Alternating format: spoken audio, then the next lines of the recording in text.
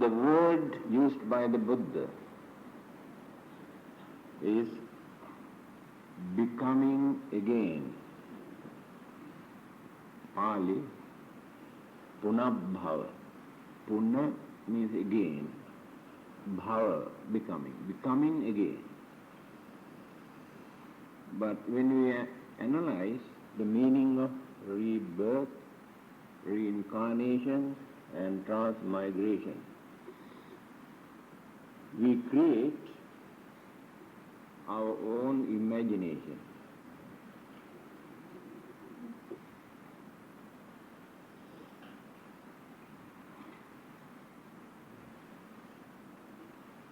Transmigrations and reincarnations. These two words always used by Hindus.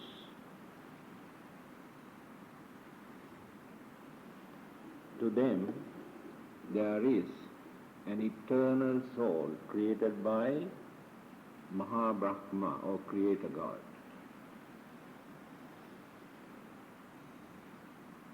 So this Atma or soul transmigrates only that soul, not the life.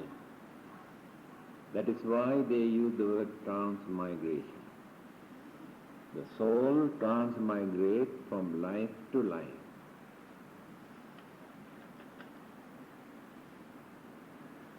Until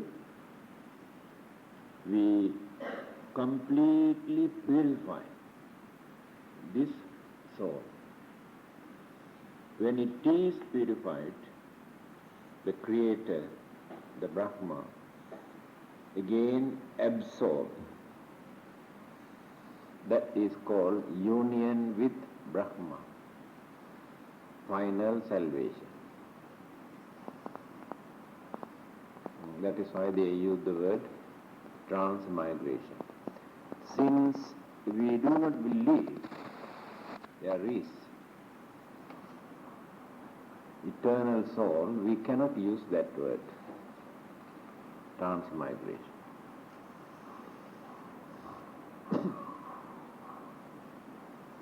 Then reincarnation.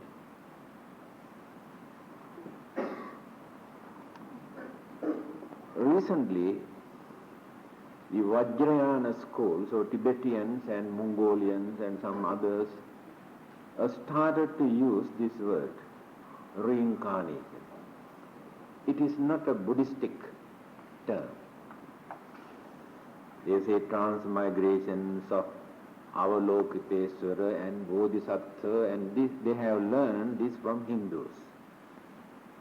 Originated in Hindu philosophy, but not in Buddhism. They say the God exists from time to time in this world by taking different form, shape. For that they say reincarnation of the same God. And they try to introduce the Buddha also as one of their incarnations or incarnations of their God, although we do not accept it. Do you know, according to them, so far, the God has taken 9 reincarnations on this earth from the very beginning up to this date. There will be one or once more. He will appear before the end of this world. 10, altogether 10 incarnations of God.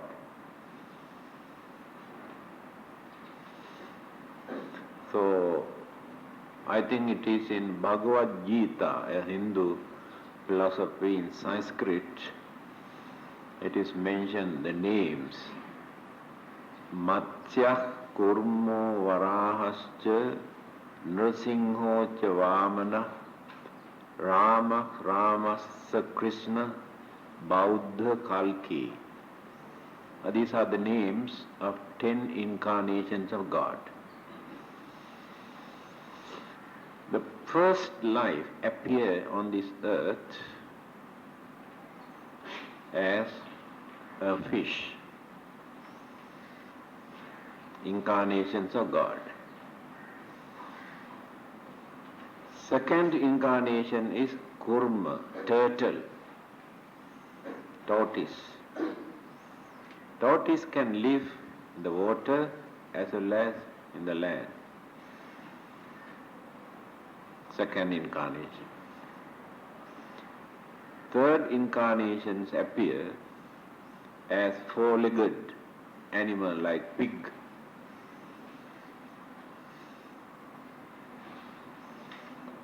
Fourth one, Nrsimha, I told you the other day, half human and half animal, living being.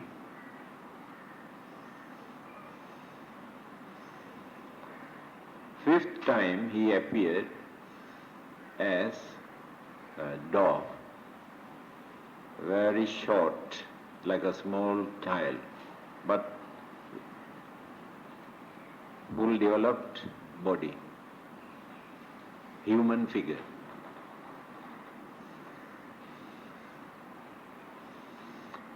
Sixth time he appeared as Parasurama, well developed physical body, and always carries an axe or weapon, but not cultured or religious minded.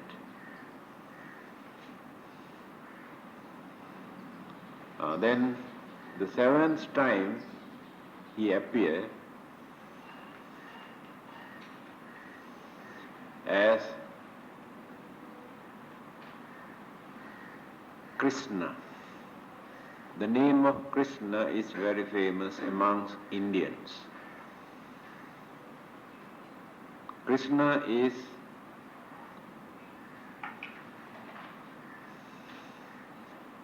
Krishna later, this is Rama. Rama is earlier than Krishna. Krishna was the later son. Rama. They say more than 7,000 years ago. It is mythological calculation.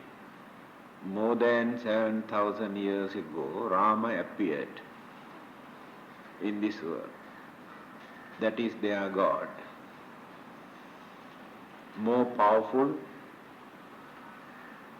and very influential, and people started to respect him and worship him.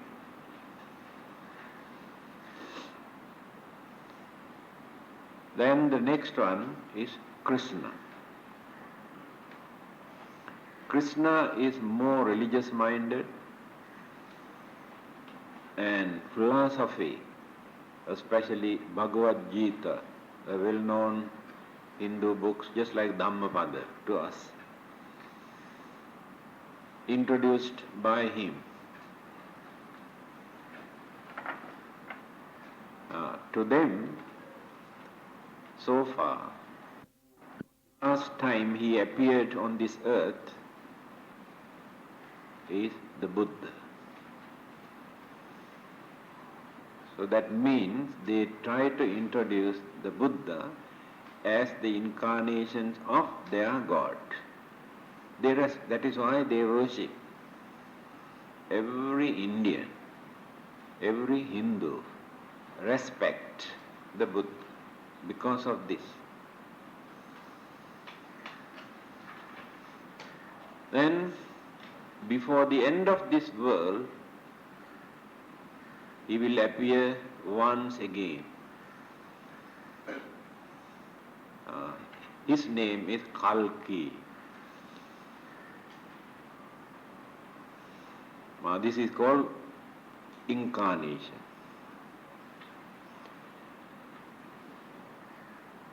When you study Hinduism, Buddhism, Christianity, these three religions. So Hinduism says the God will appear once again before the end of this world. Buddhism says another Buddha will appear before the end of this world, Maitreya.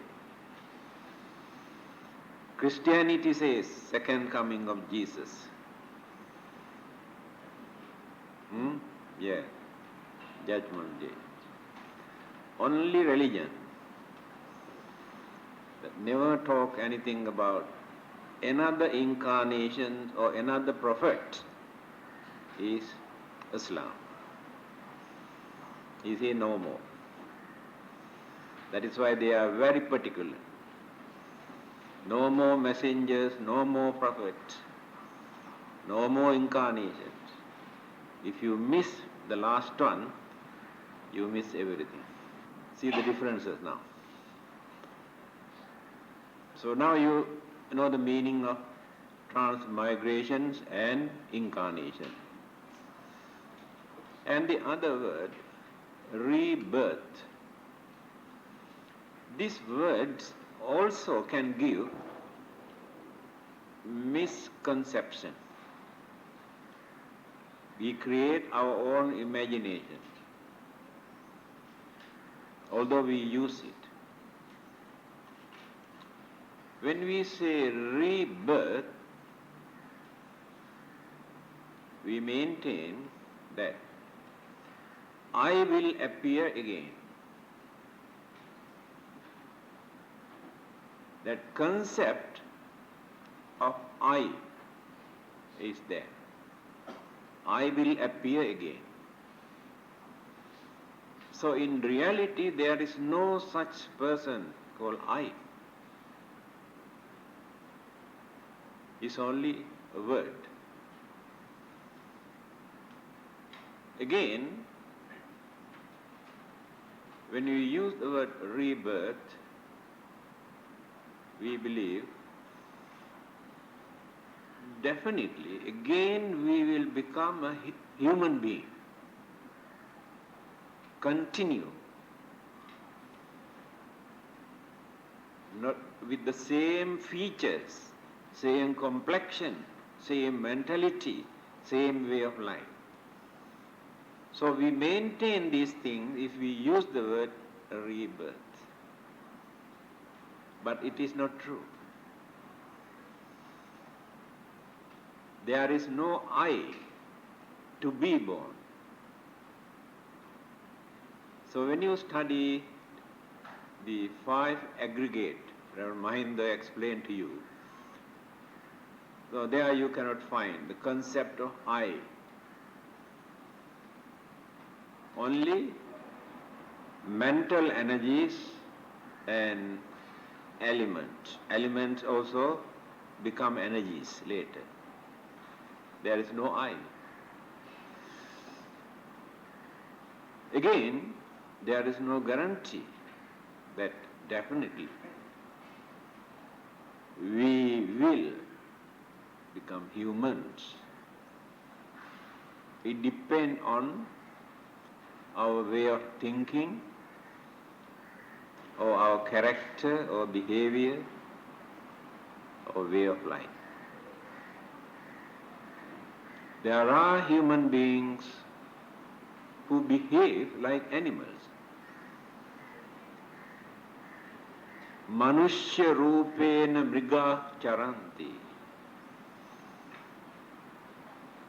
Human figures move or run here and there as human beings, but actually they are not humans but animals. Only the structure look like humans. their way of life is just like animals. So there is no guarantee after their death, definitely they will become humans again, because they abused human dignity.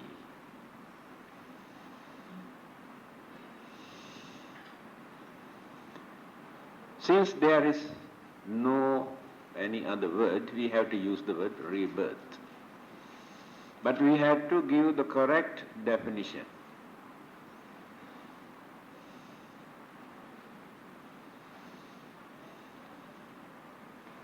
Just now I told you, the word used by the Buddha is very accurate, cannot misinterpret.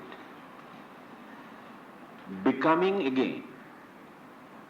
So becoming again does not give the meaning that the same person, by taking the same shapes or the formations or the ingredients. No. Life is not our body. We misunderstood. We look after our physical body thinking we look after our life. Life is an entirely different thing. We spend so much of our time attending to our physical body by neglecting our life, not knowing where the life is.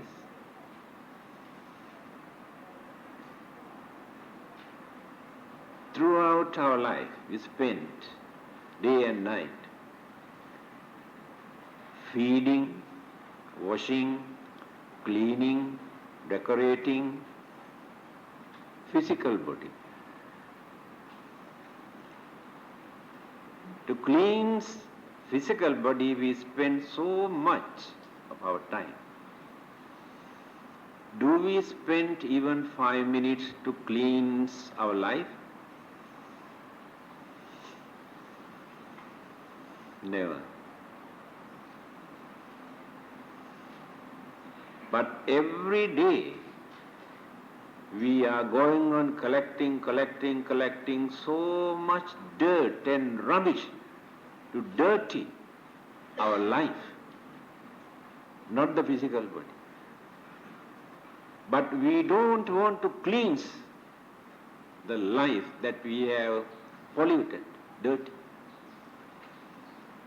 But always wash and cleanse and apply all sort of things for physical body, thinking this is life.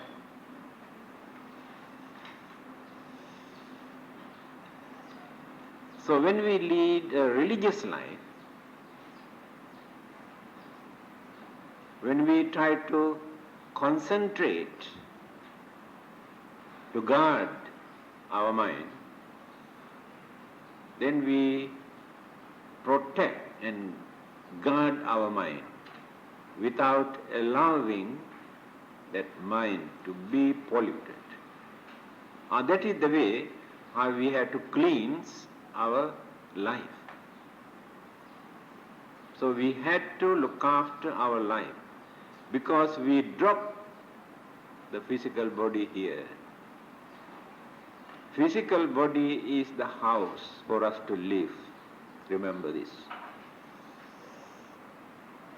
This is the house.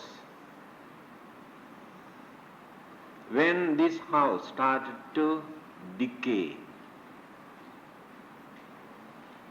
leakage here and there, cracks here and there, any moment this may collapse. When this one started to collapse, the life ran away from here.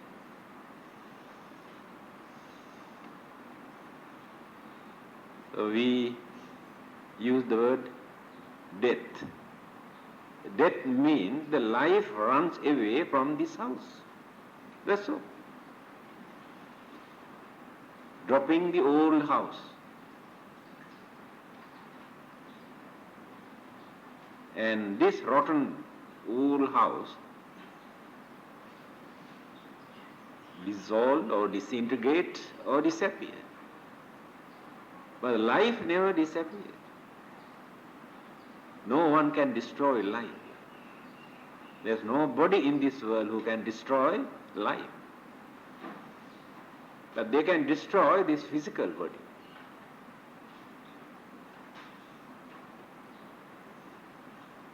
So religion tells us how to look after, how to cleanse, how to promote life, not the physical body, not the house.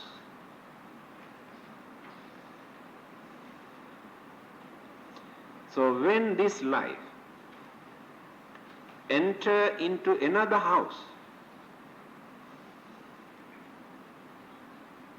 then we say rebirth.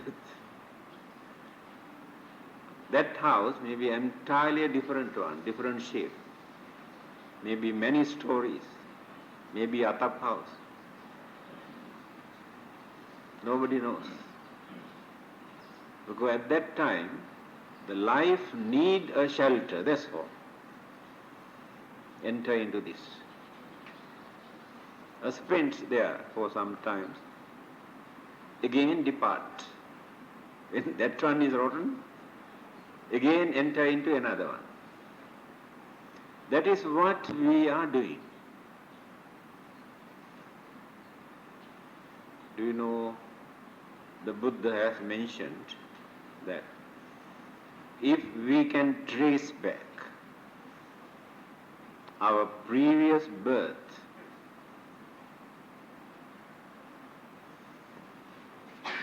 what we have been doing, we have been digging grave on this earth here and there to bury that house we have built, the body. Going on, burying and one after the other. Everywhere graveyard, the whole earth, our work. This is called living, creating more graveyard on this earth.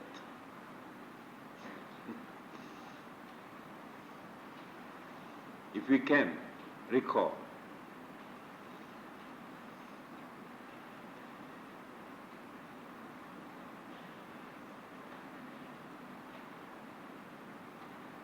some people say that they don't believe, not in the sense that I mentioned just now, just because they cannot understand. 2, 3 religions also say that they are followers, that they don't believe. That is their traditional belief. That means those who accept that religion should not believe. That is a law, not to believe. Although they can admit, they can understand, according to that particular religious tradition, they should not believe. That is the nature of their religion. Just like Hindus and Buddhists. Just now you said you believe. This is your traditional belief. Just because you are Buddhist or Hindus, you say, yes, we believe. Because it is in Hinduism or it is in Buddhism. Otherwise, you never realized anything about rebirth. In fact, you do not know anything about rebirth. But you say, yes, you believe. If anybody asks, can you prove or can you give some evidence? Yes, there are some. Then the second question is,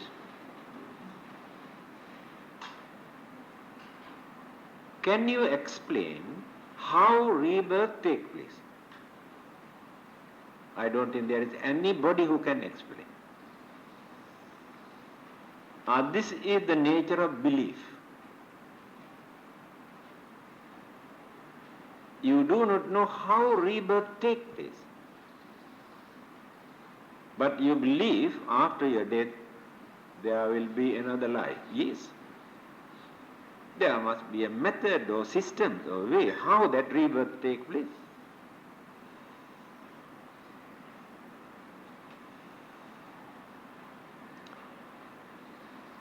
I remember a Christian friend asked this question from a Buddhist to ridicule, actually. His idea is to ridicule this belief. He asked, can you tell me what will happen to you after your death? Christian friend asked this question. Then a Buddhist answered, if anything happened to you after your death, I think same thing will happen to me also. Correct answer. No extraordinary happening.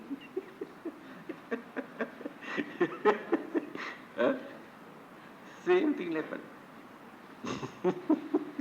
That means if there is rebirth to you, then I also get rebirth. If there is no rebirth, then I also won't get rebirth, because this is natural. That is the answer.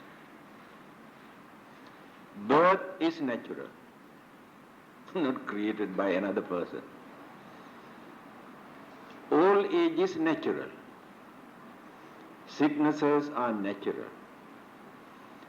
Death is natural, not necessary to believe. If all these things are natural, if anything happened after our death, that is also natural. It is not created by any religion or any religious teacher. They cannot create rebirth. They cannot create my life. It is natural. So belief is not important, whether you believe or not. It is a natural occurrence. If rebirth is true, you cannot stop this rebirth just because you don't believe it. So your belief is not important. So when you are going to die, you can say, I don't believe another life. Can you stop your rebirth just because you don't believe it? On the other hand, if there is no rebirth, if it is only a mere imagination, can you create this rebirth just because you believe? Impossible. You cannot create rebirth although you believe it. So in simple language, it is a natural occurrence. Our duty is to learn how rebirth takes place and how to shape up, how to mold it. Then religion is needed here. Because you cannot create, you cannot mold your next existence, next life, according to your imaginations or belief. Impossible. You have to work for that, to mold that life. Now if you behave as real human beings without abusing,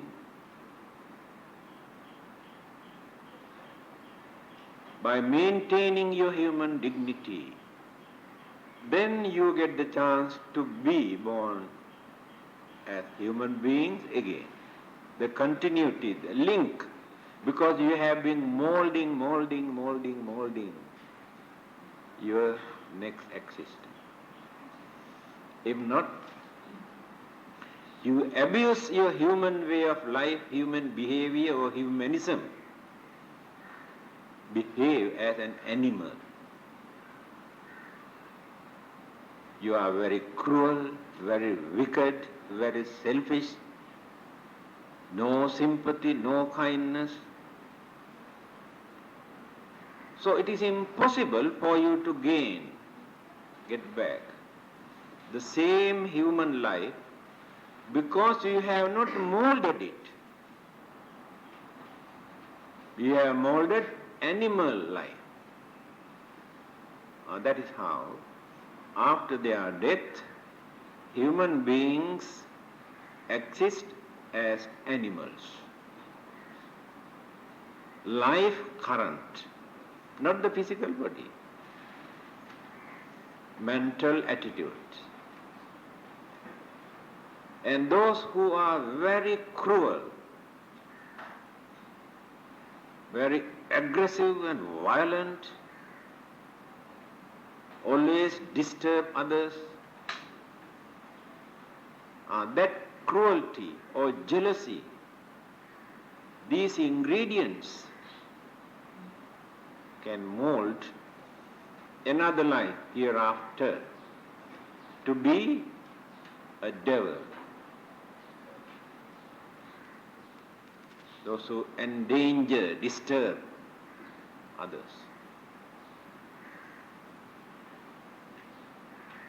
And some others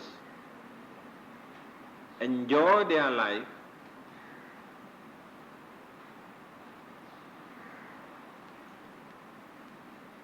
by neglecting all their obligations or duties or responsibilities towards the parents or children or wife or husband. Just enjoy alone. Develop only selfishness, but neglect all the other humane qualities, virtues. Such life, such human life, after their death can become miserable one. And they become the ghost or spirits, those who have insulted human life.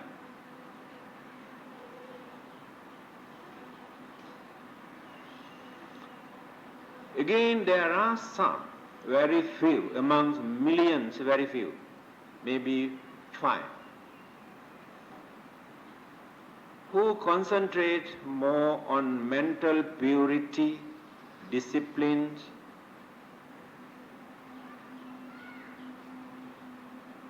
after their death, they get the chance to be born in one of those Brahma realm, where they can maintain more peace, more happiness, more satisfactions and calmness. Because here they have trained, disciplined their mind.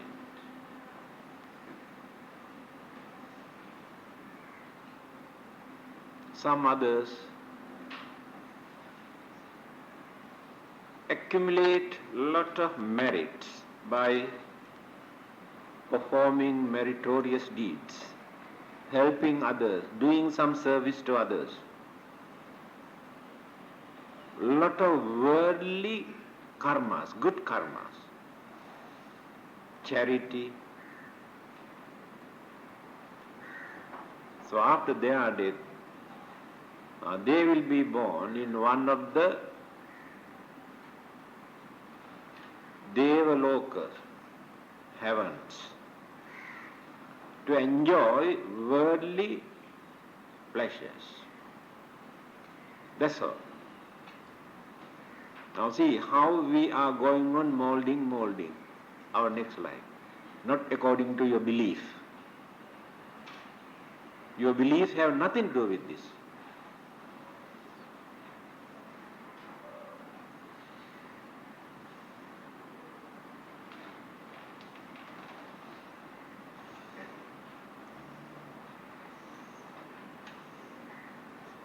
So when we die or when we depart from this world means this body, this is world.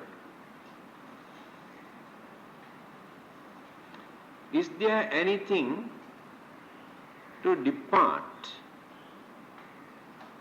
from this physical body to be born?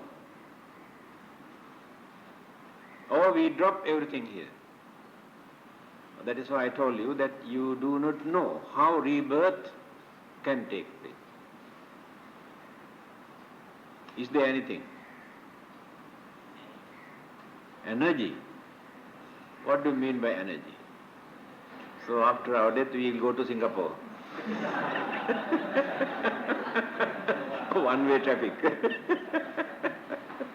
At least something, he says something. Now then, remember this. You may think it's difficult to understand, but if you concentrate, I think it is not very difficult. The way how the Buddha has explained it. You said energies. Simply by using that word energies, we won't get the answer. What sort of energies? Mental energy alone cannot do anything. Karma is one of them. Collect. See how many are there altogether. How many kinds of energies are there?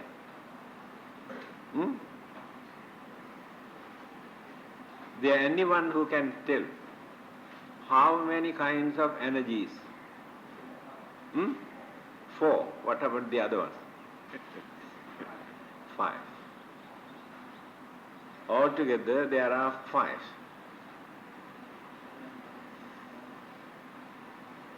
Very systematically. Avidya, Trishna, Karma, Upadana, Bhava. 5. These 5 factors, mental energies or mental attitudes, are responsible for the next line.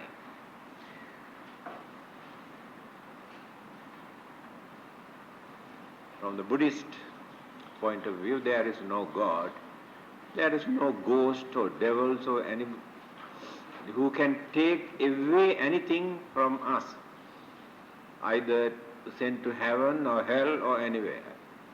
This is only a belief. But these 5, these are natural. They are not external energies. Avidya, Trishna, Karma, Upadana, Bhava. When I talk about karma, I explain the nature of karma. And I also explained the nature of craving, Trishna. Trishna or the craving is the main cause for us to create karma. Good karma as well as bad karma. If there is no craving, we never create any worldly karma, good karma or bad karma. Cannot create. Now the Buddhas cannot create karma. Arhantas cannot create karma because they have no craving.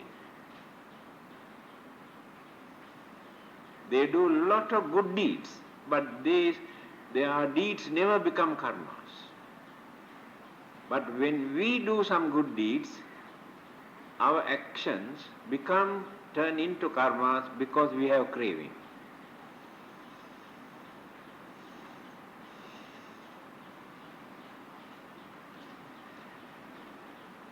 So first one is avidya. What is avidya?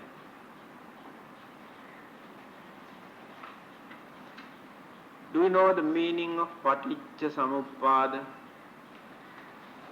Paticca samuppada. Not yet learned, isn't it?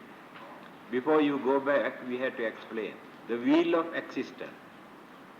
how this life, the life energy, the current goes round and round and round like this. This is called paticca samuppada, dependent upward. Relativity, what Albert Einstein said, introduced as relativity is exactly by following the method introduced by the Buddha. So according to the Buddha, one particular item or energy or unit cannot exist without depending on another. This is relativity. So in Paticca Samuppada, Buddha has explained the same thing, how these energies or the life depend on, because of this, that appear, because of that, this appear, because of this, another one appear, because of that, another, then go round and round and round, again come back to the same place. This is called wheel of existence. So the first item is avidya. What is avidya?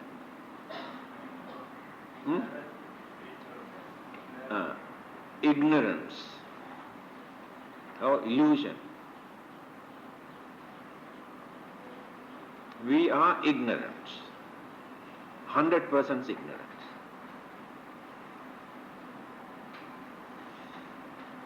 Do you know? How can we understand that we are ignorant? Can you tell me anything? How can we say that we are ignorant?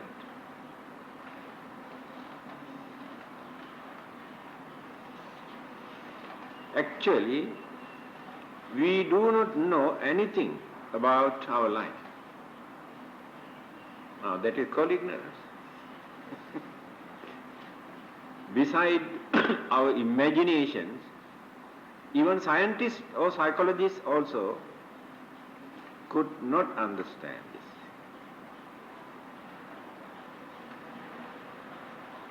We do not know why we are here in this world. Do you know why you are here? Is there anyone who knows why we are here? Without going somewhere else?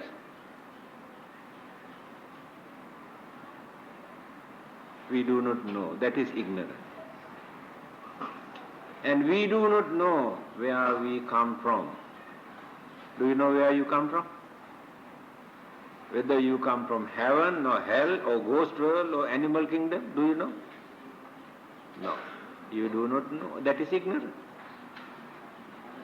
But there are some ingredients, some habits, some indications for us to understand whether this person come from the ghost world or animal kingdom or from heaven. They are intrinsic, or the natural character. Their behavior that they cannot change indicate where they come from. That's all. So we do not know where we come. And do you know why we cannot satisfy with our life? We have everything. We have more than enough income, money, property, so many things, more than enough things. But we cannot satisfy with our life. Always there are worries and problems and complaints and many others. Why? Do you know? We cannot understand because of our ignorance. And do you know how to get rid of our problems if we are not happy with the situation? Do you know the correct method? You do not know. You adopt the wrong method. That is ignorance. Do you know your fate? what will happen to you after your death? Do you know anything? You may create your imagination thinking that you can go to heaven. If you believe in God, very easily you can go to heaven. All these are imaginations and belief. But your pride, your conceit, try to bring down, calms your mind. Think you are ignorant. Then you get the chance to learn. Otherwise, you never learn, because you think you know.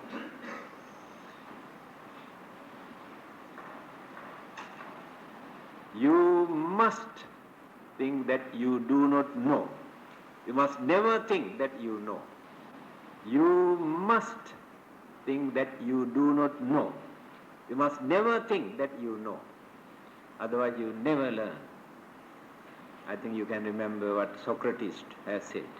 What did he say? Supposed to be very brilliant philosopher who knows many things. So when he was asked actually what he knows, he said, I know only one thing in this world, that I do not know. He is a wise man because he knows that he does not know. But we do not know that we are ignorant. This saying you can find in Dhammapada. The Buddha has said this earlier, before Socrates. Can you remember?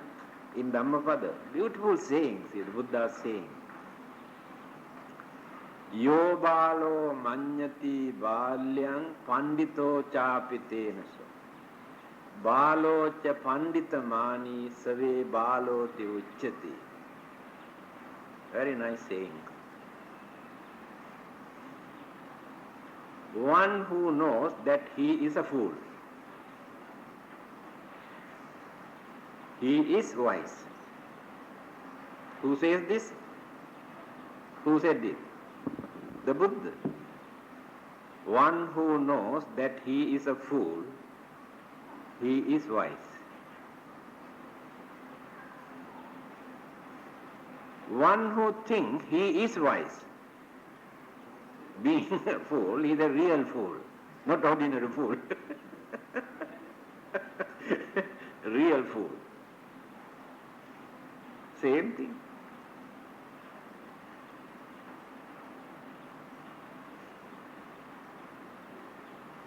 Then we take the trouble to learn, to discuss, to clarify our doubts. We can learn. If you think that you know, closed. No more. You know the nature of Buddhism. This is very important for you to learn. When you compare with all the other existing religions, you can see the vast difference. In other religions, they have their ready-made or preconceived concept or belief for them to take or accept as given by the God. This is the law, commandment, the orders given by the God. All are ready-made one. There is nothing for you to think or investigate or observe or study. Your duty is to accept and believe. That's all.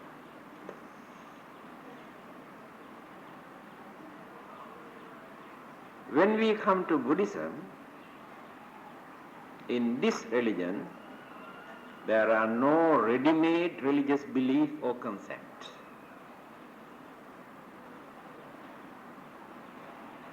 Ideas are there. for you to study, to think, investigate. Then realization, so understanding, appear in your mind. This realization, so understanding, you cannot gain from another person. You may obey because of fear, like animals. Animals listen to your order because of fear, but no understanding in that animal's mind. Now when you catch a wild animal, or lions, or tigers, or monkey, train for a certain period, how do they train? Beating and beating and beating and beating, shouting and shouting and shouting, create fear and fear and fear. Later, this animal listen to our orders. When you ask this animal to get up like this. Because of fear. In the beat.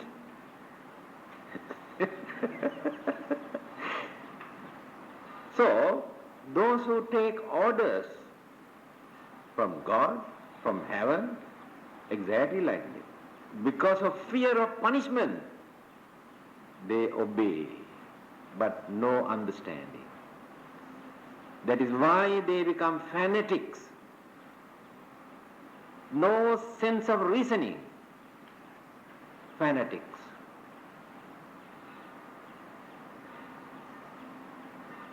Buddhism says, this is the idea.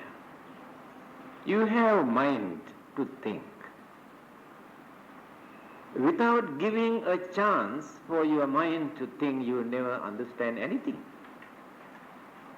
Mind is to think. So studying, observing, then you come to know, yes, it is true. Then you gain confidence. That confidence is not belief. It is not faith. Confidence. Confidence is more advanced than belief or faith, because faith and belief are changeable from time to time. When more maturity, education, experience, understanding appear in our mind, we change our belief. We change what we accepted earlier as truth. But confidence we never gain at once. So the Buddha's advice is this. You should not accept anything at once, thinking that it is true. At the same time, you should not reject. Rubbish. Don't. Give time. Think. Observe carefully. Later you will come to know whether it is true or not. See the way how the Buddha advises. Give chance for us to think. You say, don't accept anything saying the Buddha has said. You never realize. Thinking the Buddha is a great man. Yes, you think the Buddha is a great man, then you accept what he said, but no understanding in you. You never understood anything.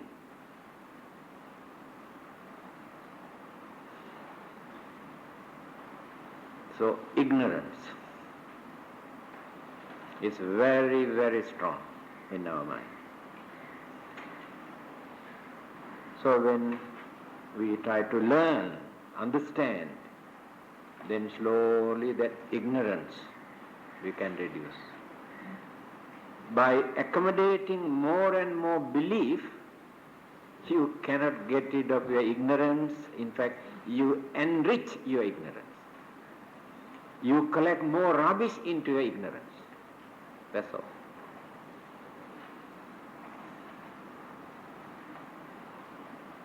So ignorance is a mental energy. So this is one of the factors that supports for us to have another existence. One of the factors, energy. Next one is trishna. Because of this ignorance, we maintain this mental attitude. Three kinds of craving. We have three kinds of craving. Very strong. Did you learn those three?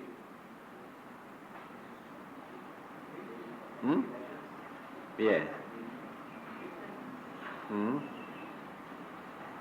Kama tanha, bhava tanha, vibhava tanha. Tanha, trishna, craving. Craving for sensual pleasure. To indulge, to enjoy, or to please our senses. People devote their whole life only for this pleasure. Craving for pleasure. They think this as purpose of their life. They take, they think, enjoy. But later, when they grow old, they can understand that it's nothing but a dream. Create more frustrations and disappointments in the end. In spite of various troubles and problems and difficulties and calamities and misunderstanding and enmity, jealousy, we enjoy. To enjoy our life, we had to face so many problems. We cannot enjoy our life peacefully.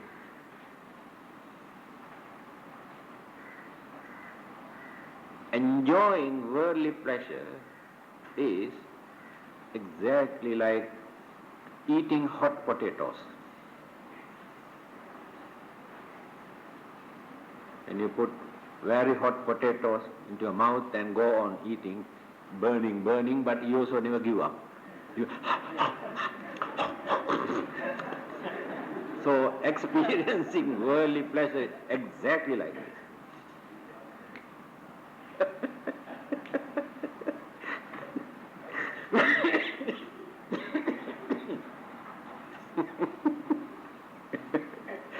You can take any kind of pleasure.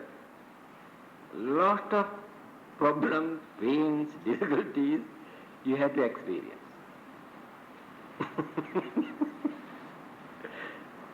Next one, bhavatanha. Now you know the nature of sensual pleasure. Bhavatanha means craving for existence, craving for survival, craving for the next life, craving for eternal life. Remember, how many kinds? Craving for survival, craving for existence, craving to have another rebirth, craving for eternal life. Very strong.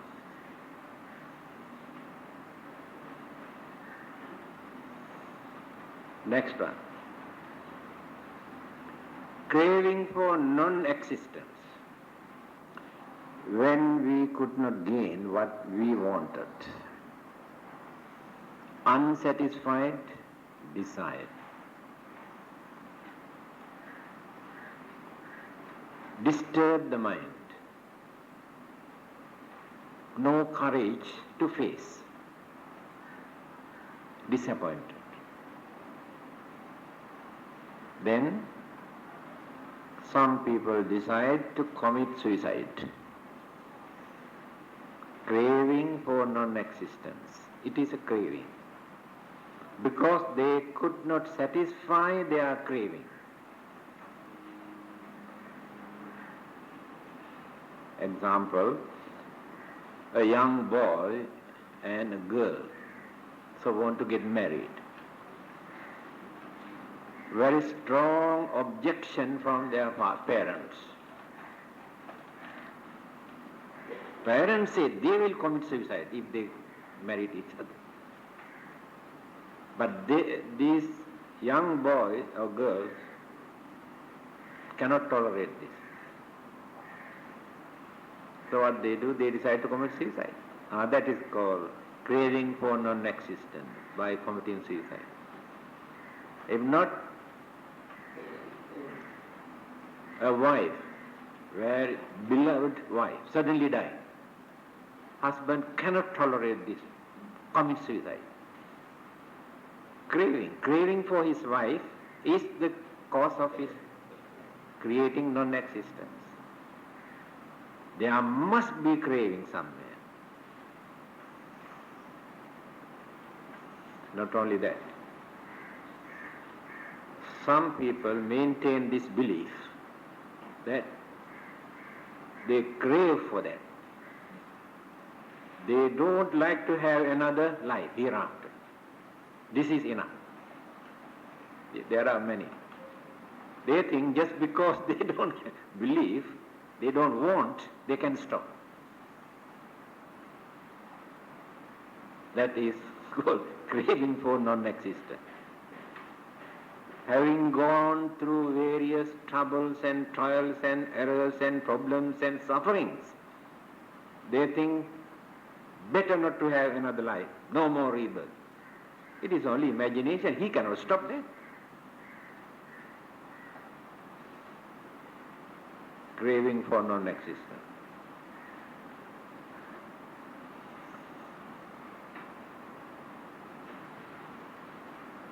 And some others. It is called nihilism, annihilation.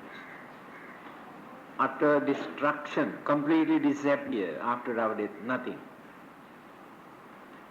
Only elements remains. After our death, there is nothing. It's an ancient philosophy. Yavat jivet sukham jivet vinam kritva ghitam pibet bhasmi bhutasya dehasya punaragamanam krita. This is philosophy. Very ancient, even before the Buddha's time also, they had this belief. Yavat jivet sukham jivet. As long as we live, let us enjoy our life. That is the purpose of life. Rinam kritva gritam pibet. If you haven't got enough income to enjoy your life, go and borrow from here and there and enjoy. Finish it. Why waste this life? Why? Bhasmi bhutasya dehasya. Because those days, there's no burial, only cremation, burns their dead bodies. There's a custom in India. Very seldom you can see burial, only cremation. So bhasmi bhutasya dehasya, when this body is cremated, burned, turned into ashes, punaragamanam krita. Who says there will be another life? He is already burned and turned into ashes. Rubbish. Philosophy. That is also under this craving for non-existence, materialistic view. We have these three kinds of craving. Because of that craving, we can commit a lot of evil deeds. This is the second mental energy. See, they are going on accumulating now. Third one, avidya, trishna, karma. Now we come to this. Karma is another mental energy here. Now, what is karma? That day I have explained. From our birth up to the last breath, every minute, we are going on collecting and collecting and collecting, creating and creating good and bad karmas, according to our thought, word and action. 3 channels. They never disappear. We may forget them. What we have thought, what we have said, what we have done. That is memory. But a reaction for the carbon copy is deposited already in the subconscious mind. When once they appeared in the mind, remains.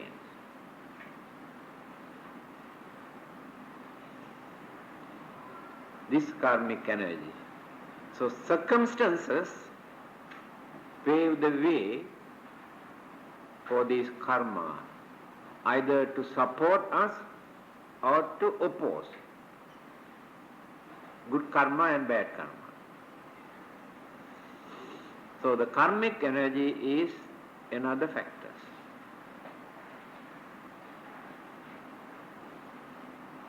Next one is upadana. Upadana is the attachment, inclination that we develop our mind towards something because of our craving. Become another mental energy here. Our attachment towards something. We have some sort of attachment towards something. This we are going on developing. Very strong attachment.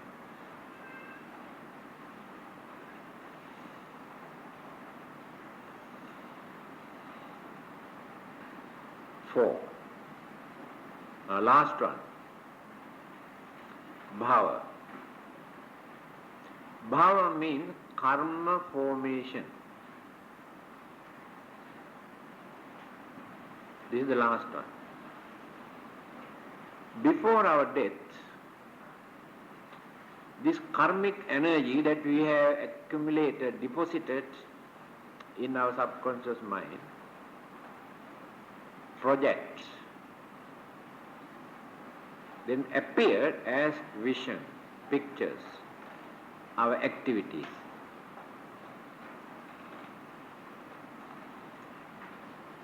So the last thought, karmic thought, which appeared in the dying man's mind, indicates the fate of this man. Whether this person is going to become human beings or animals or spirits or devils or deva, indicate before his or her death. Karma indicates that. Then confirm already, establish. That day I told you, yesterday I told you, this will become the negative, a film, to produce another picture. So the last karmic thought, karma formation, become the negative, and the picture produced by using this negative is rebirth.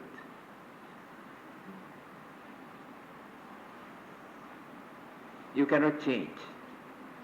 That's why I told you, we are going on molding. Another person cannot change this. You can go and pray to God or Buddha asking to change. They cannot change the negative.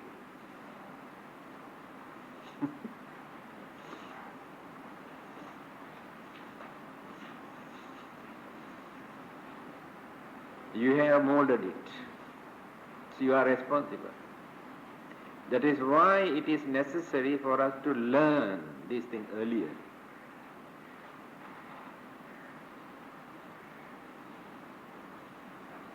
Can you remember this? Now how many? The 5 ingredients, 5 kinds of energies we are going on accumulating now,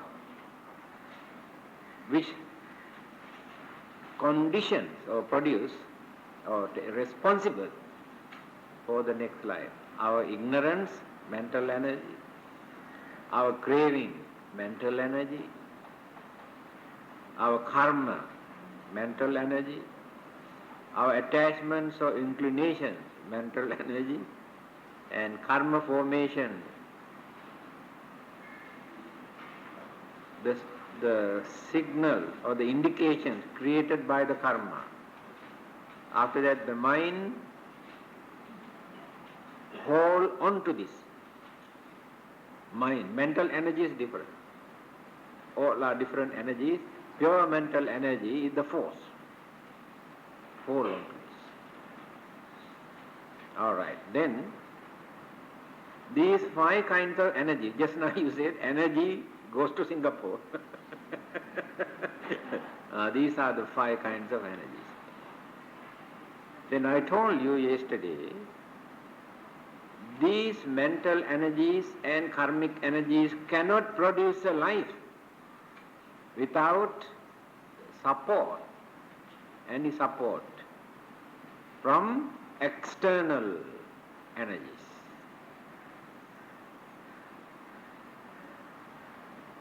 What are those external energies? Just I explained yesterday. We need germinal order, germs or seeds, external energy. We need a proper time, season, period, external cosmic energy. We need nature, natural phenomena, external energy. When all these, see how many things are there now. Internal, external. But they have magnetic power, gravity. Join together, absorb. These 5 mental energies absorb into external energies, cosmic energies.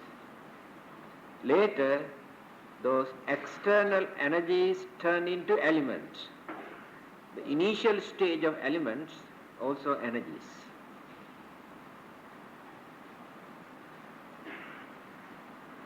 See? But God can create without any any of these ingredients, isn't it? Just create, finish. He need only dust, isn't it? Dust to dust. Oh, breath. Why discrimination?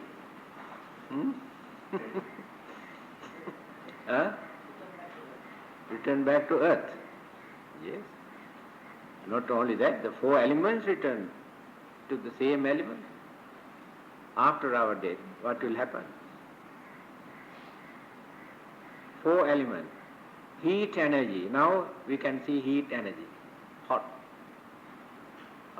This energy is the most important energy to maintain others.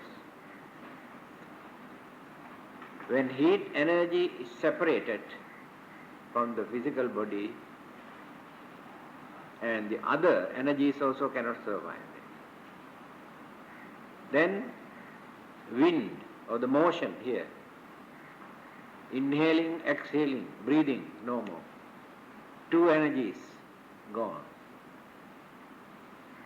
Absorb into the same energies. Now only 2 energies remain, elements.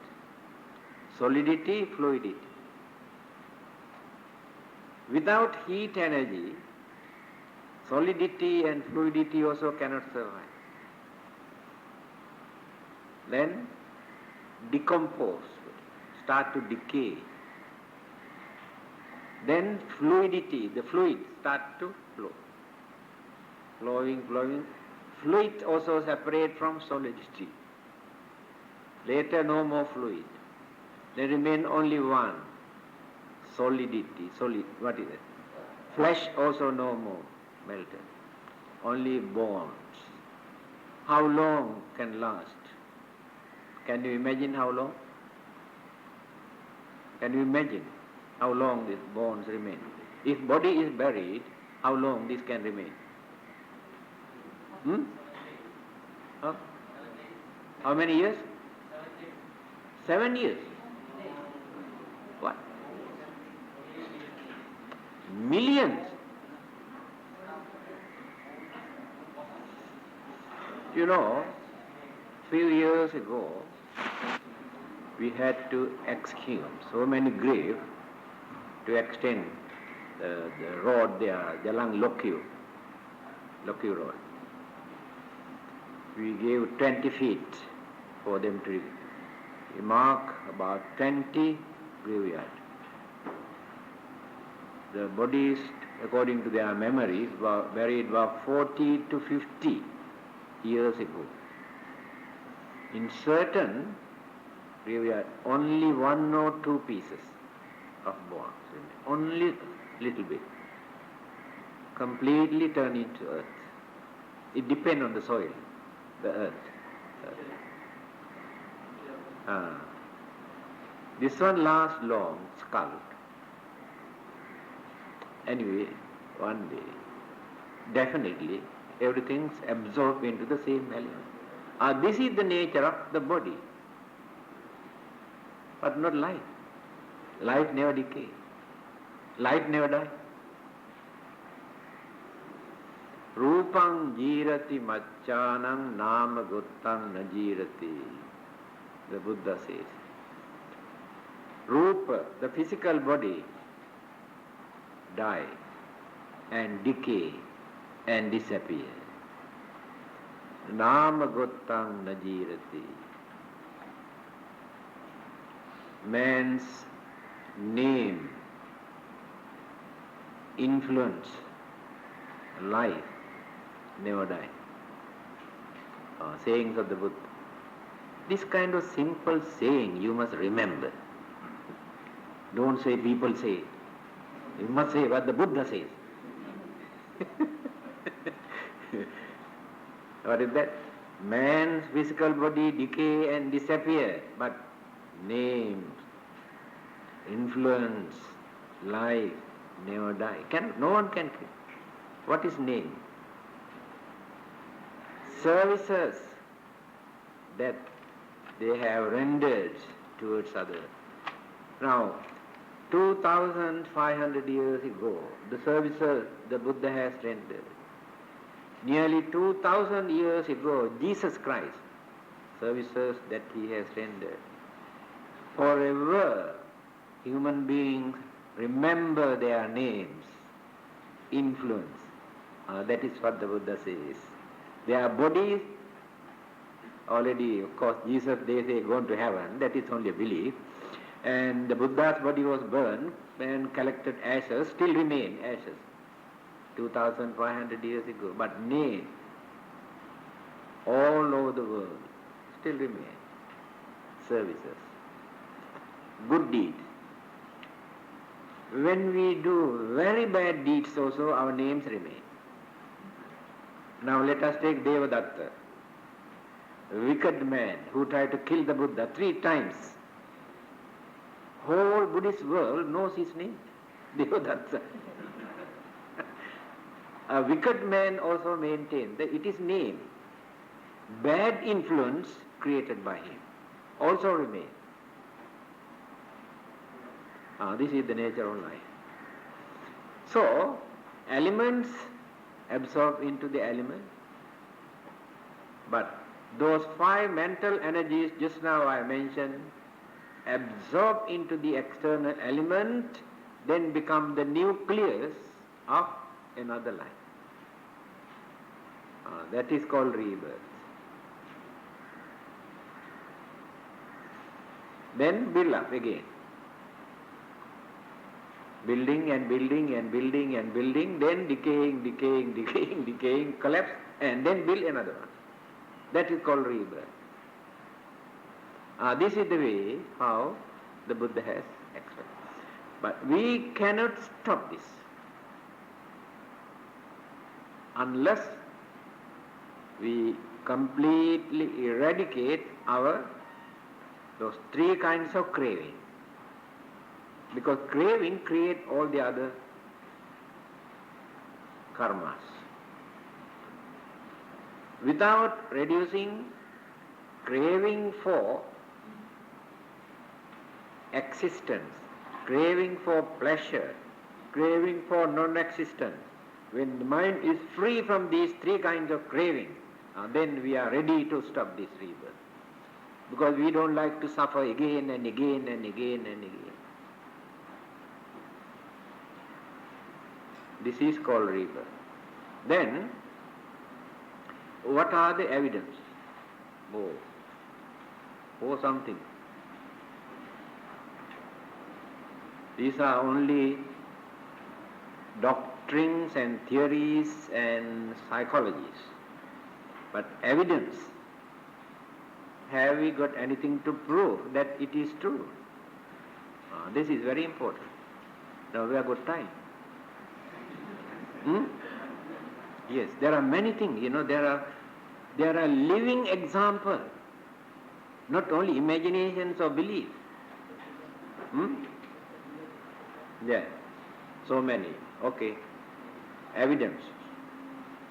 So I'll give, then you can understand whether it is true or not.